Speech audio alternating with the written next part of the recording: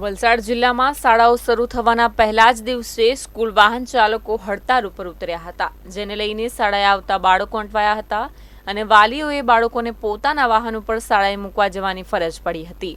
School વાહન ચાલકોએ જણાવ્યું હતું કે આરટીઓ દ્વારા કેટલાક મુદ્દાઓને કડક નિયમો બનાવવામાં આવ્યા છે, જેને લઈને સ્કૂલ વાહન ચાલકો દ્વારા હડતાળ પાડવામાં આવી છે।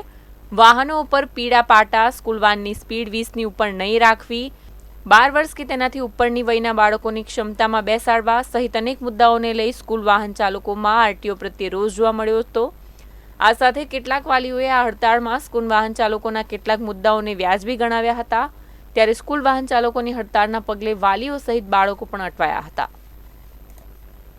ને તેને અમને અનુસરવા માટે જાણ કરવામાં આવી હતી, પણ તે એના અનુસરી શકતા નથી અમે, કેમ કે પીડી નંબર પ્લેટ ને એ બધું અમે કરાવી શકતા નથી। તેનો ખર્ચો બહુ મોટો હોવાથી એ અમારા માટે ખર્ચાળ રહેશે, જેથી કરીને અમે લોકો આ વસ્તુ કરવા નથી માંગતા।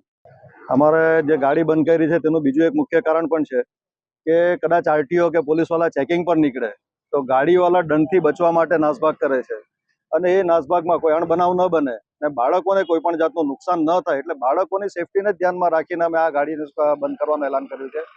હવે વેન વાળા લોકો હવે હડતાલ પાડી છે, અચાનક જ હડતાલ પાડી, પણ અમને હવે આજે જ ખબર પડી કે હડતાલ છે। સવારમાં છોકરુંને વહેલું ઉઠાડી અમારે રેડી કરીને લાવવાનું, આ તકલીફ પડે અમને। હવે પાછું અમે ઘરે જઈને કામકાજ કરીએ નહીં કરીએ એટલે પાછો લેવા આવવાનો સમય થઈ જશે, હવે લઈને જઈએ એટલે પાછો ટ્યુશનનો સમય થઈ રહે, અમને આ અકવર લાગતું છે સર।